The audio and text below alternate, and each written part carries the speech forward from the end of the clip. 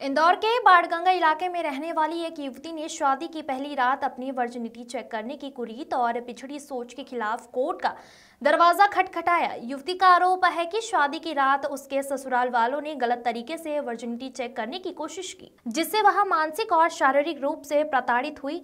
इस मामले में इंदौर की जिला कोर्ट ने संज्ञान लेते हुए ससुराल वालों के खिलाफ केस दर्ज करने का आदेश दिया है। यह मामला प्रदेश का पहला केस है जिसमें मुस्लिम और सऊदी अरब जैसे देशों के काबिलाए समुदायों में प्रचलित वर्जिनिटी चेक की कुरीत पर सवाल उठाए गए हैं। पीड़िता की शादी दिसंबर 2019 में भोपाल के एक युवक से हुई थी। शादी के बाद युवती को गर्भवती होने के बाद 3 महीने में गर्भपात का सामना करना, इसके बाद 9 महीने 9 दिन की गर्भ अवस्था के बाद उसने एक मृत बच्ची को जन्म दिया। वर्तमान में पीड़िता की एक बेटी है। वहीं महिला और बाल विकास विभाग की जांच अधिकारी की गोपनीय रिपोर्ट में इस बात का खुलासा हुआ है कि ससुराल वालों ने शादी की पहली रात वर्जिनिटी चेक करने के लिए गलत तरीके से अपनाए, जो कि मानसिक और शारीरिक उत्पीड़न का कारण बने। इस मामले में अदालत ने मामले की गंभीरता को समझते हुए ससुराल वालों के खिलाफ कार्रवाई शुरू कर दी है। यह मामला समाज में फैली कुरीतियों और पिछड़ी सोच को लेकर जागरूकता पैदा करने की दिशा में महत्वपूर्ण कदम साबित हो सकता है और यह भी दर्शाता है कि महिलाएं अब इन कुरीतियों के खिलाफ आवाज उठाने लगी हैं। सतीश शर्मा की रिपोर्ट। ये शहर इंदौर में कैसा अपने आप में एक अनोखा मामला है। प्रदेश का पहला मामला है। चूंकि आपने देखा होगा कि सऊदी अरब देशों में कई कबीलाई समुदाय होते हैं, जहां पर क्या होता है कि किसी महिला को जब शादी होती है तो शादी के फर्स्ट डे उसकी वर्जिनिटी को चेक करने के लिए कई प्रकार की पिछड़ेवाड़ी सोच का अनुसरण किया जाता है। यहाँ पर जो पीड़िता है ये वैसा ही मामला है। इसमें पीड़िता है बाणगंगा निवासी। इसकी शादी 12 दिसंबर 2019 को भोपाल के एक निवासी युवक से हुई थी।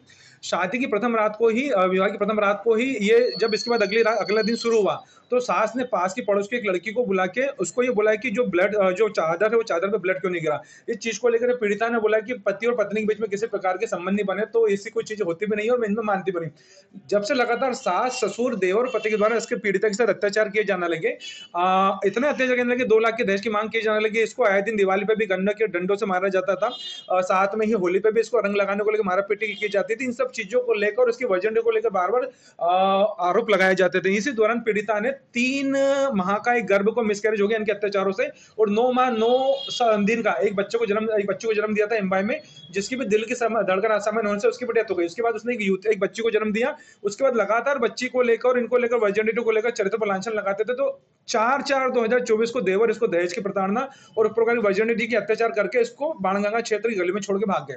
जिसके बाद पीड़िता ने जिला न्यायालय इंदौर की शरण ली। इसमें महिला बाल विकास अधिकारी से कोर्ट ने जांच रिपोर्ट पीड़िता की पिटीशन के ऊपर बुलवाई, जिस पर कोर्ट में उन सब चीजों का खुलासा हुआ आरोप का। कोर्ट ने इसमें पति सास ससुर देवर से सभी के खिलाफ घरेलू हिंसा की धारा 12 में केस दर्ज करा, क्योंकि हमारे द्वारा कोर्ट से प्रोटेक्शन की मांग की गई थी कि साहब इस प्रकार की वर्जिनिटी चेक करना अपने आप में महिला के अधिकारों के विपरीत और मानव अधिकारों के भी खिलाफ है।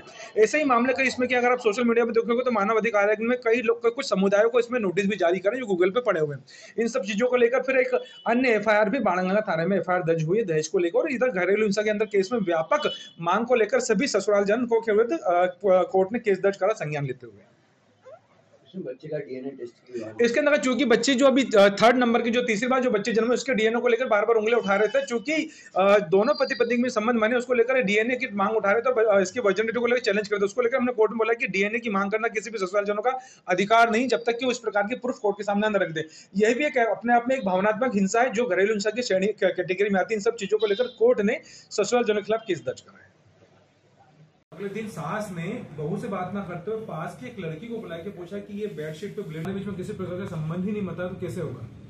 वहां से इसको लगातार टॉर्चर करने लगे, फिर 2 लाख रुपए की मांग करने लगे। फिर इसी दौरान इसके साथ में रिलेशन बनाया तो एक इसको 3 महीने का बच्चा मिसकैरेज हुआ स्थिति में उसमें पैदा करा एम्बर हॉस्पिटल में, जिसकी धड़कन की वजह से वो भी एक्सपायर हो गई। उसके बाद से फिर इसको डीएनए के लिए लोग टॉर्चर करने लगे। फिर इसने एक बच्ची को जन्म दिया। उस बच्ची को लेकर फिर 4/4/2024 को ये लोग इसको गली में छोड़ के बाणगंगा भाग गया देवर। उसके बाद में लगातार पुलिस के जाते रहे, कोई कार्रवाई नहीं। फिर इसने बड़े अधिकारी को शिकायत करी, फिर घरेलू हिंसा का केस कोर्ट में पेश, इसमें जांच रिपोर्ट तलब करी।